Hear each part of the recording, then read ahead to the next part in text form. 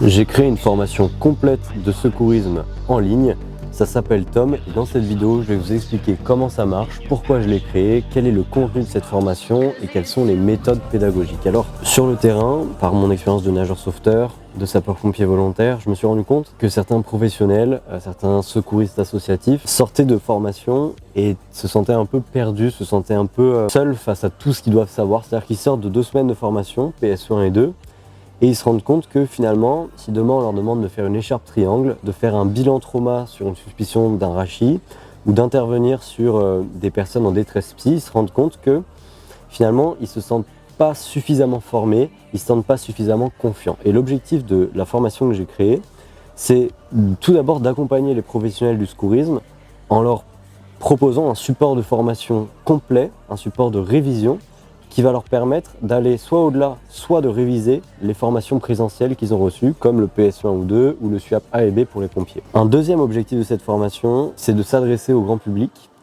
en apprenant les gestes qui sauvent les plus importants pour le monsieur et madame tout le monde. Soit le grand public qui a déjà reçu des formations par le passé, comme le PSC ou le SST, soit le grand public qui n'a jamais reçu de formation, qui a envie de s'intéresser, d'avoir un premier apprentissage du secourisme. Et puis enfin, cette formation, elle s'adresse aux professionnels de santé, peut-être des gens qui sont diplômés de l'AFGSU et qui veulent réviser les gestes de secours. Des gestes de secours que finalement, au quotidien, ils ne maîtrisent pas. Prenons l'exemple d'un kiné. Le kiné va sans doute être très bon sur le plan anatomique, sur le plan fonctionnel, physiologique, peut-être sur les affections médicales, mais peut-être que quand il s'agit de poser un garrot ou de faire un garrot improvisé ou de faire une PLS, mais ce kiné, finalement, c'est pas un geste qu'il va faire souvent et il se souvient plus vraiment comment ça marche. Et bien, cette formation, ça va l'accompagner. Il y a également pour chaque chapitre des PowerPoints qui existent et dans ces PowerPoints, à destination des formateurs, eh bien, vous avez tous les cours avec des photos et ça, vous pouvez vous en servir pour les projeter dans les formations ou alors si vous n'êtes pas formateur, vous pouvez juste vous en servir pour réviser. Le contenu de cette formation est très très dense, c'est fait exprès. L'idée, c'est pas de faire une formation synthèse, de faire une formation courte. L'idée de cette formation, c'est de faire quelque chose de très complet dans lequel vous pouvez aller piocher les chapitres qui vous intéressent. Vous n'êtes pas forcément obligé de tout suivre chapitre après chapitre. Vous pouvez vous dire, moi là où je me sens mauvais, c'est tout ce qui est traumatisme et c'est gênant parce que je suis pisteur. Ça me gêne de pas bien m'y connaître en traumatisme. Et en priorité, vous allez aller dans le chapitre 3 sur les traumatismes, vous formez là-dessus et ensuite, vous aurez le temps d'aller sur les autres chapitres qui vous intéressent. Je pense que le bilan, ça peut être intéressant, les affections circonstancielles. Derrière chaque cours, vous avez plusieurs méthodes pédagogiques qui sont utilisées. En tant que formateur, je pense que ce qui marche et ce qui permet l'apprentissage des apprenants et leur réussite, c'est l'alternance des méthodes pédagogiques. C'est-à-dire que je ne vais pas vous dire que PowerPoint, c'est nul et que ça endort tout le monde. Des fois, les PowerPoint, c'est très bien. Ça permet de synthétiser, ça permet d'avoir... c'est pratique pour les formateurs, c'est pratique à présenter, c'est rapide à mettre en place. Donc le PowerPoint, c'est bien, mais faire que des PowerPoint, ça endort tout le monde. C'est intéressant d'avoir également de la vidéo avec du son, de l'image, avec des bruitages, de la musique, quelque chose qui capte l'attention. Mais parfois, c'est plus simple aussi d'avoir un petit texte résumé avec des mots en gras et en couleur, avec des petits emojis, parce que il y a ici des documents que vous pouvez imprimer, des documents en PDF, ça peut être pratique. S'il y en a qui aiment bien surligner, de télécharger les documents en PDF imprimables mis à disposition sur la plateforme et ensuite vous pouvez les imprimer et surligner les parties qui vous intéressent et les stocker dans un petit classeur, les afficher dans vos toilettes, etc. Il y a également pour chaque chapitre des PowerPoints qui existent et dans ces PowerPoints, à destination des formateurs, vous avez tous les cours avec des photos et ça, vous pouvez vous en servir pour les projeter dans les formations ou alors si vous n'êtes pas formateur, vous pouvez juste vous en servir pour réviser. Bien entendu, il y a également de présentation de nombreux matériels. Comment est-ce qu'on utilise un garrot industriel, comment est-ce qu'on pose une poche de froid, une compresse d'hydrogel, un défibrillateur, comment est-ce qu'on pose un collier cervical, comment est-ce qu'on pose un tensiomètre. Il y a vraiment une énorme dimension sur comment est-ce qu'on utilise le matériel. Donc ça peut être pratique si jamais vous avez des matériels que vous n'utilisez pas souvent.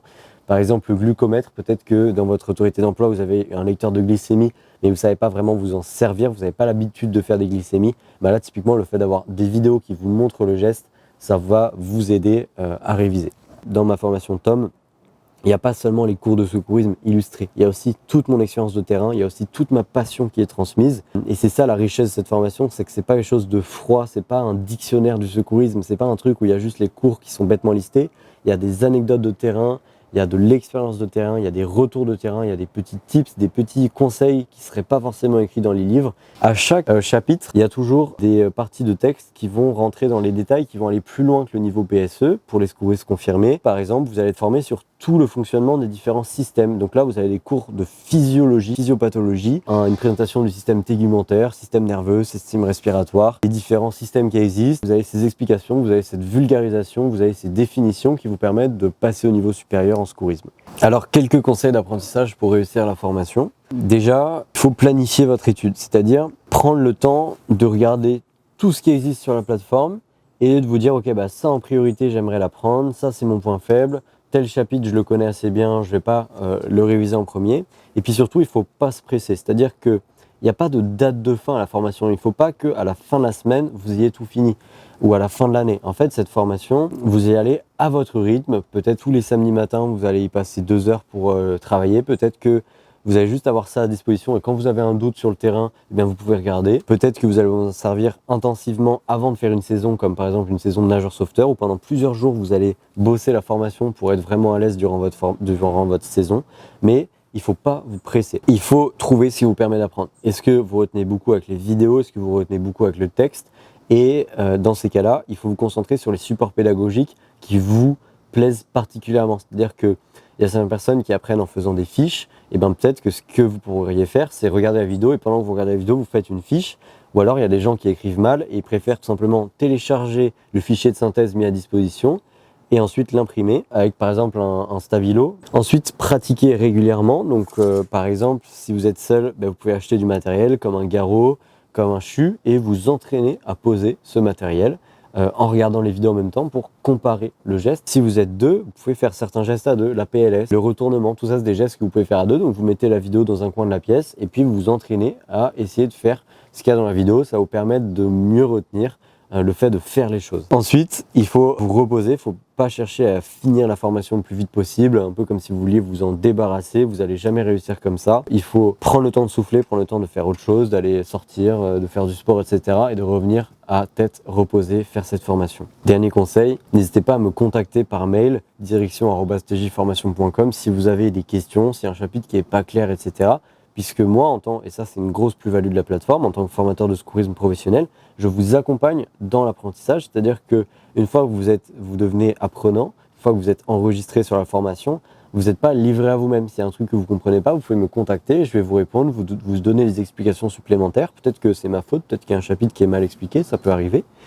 Et je vais vous donner des explications complémentaires, et ça c'est une grosse plus-value, à la différence par exemple d'acheter un livre de secourisme qui résume les formations, puisque ce livre de secourisme, une fois que vous l'avez acheté, vous n'avez pas un formateur qui peut répondre à vos questions par mail.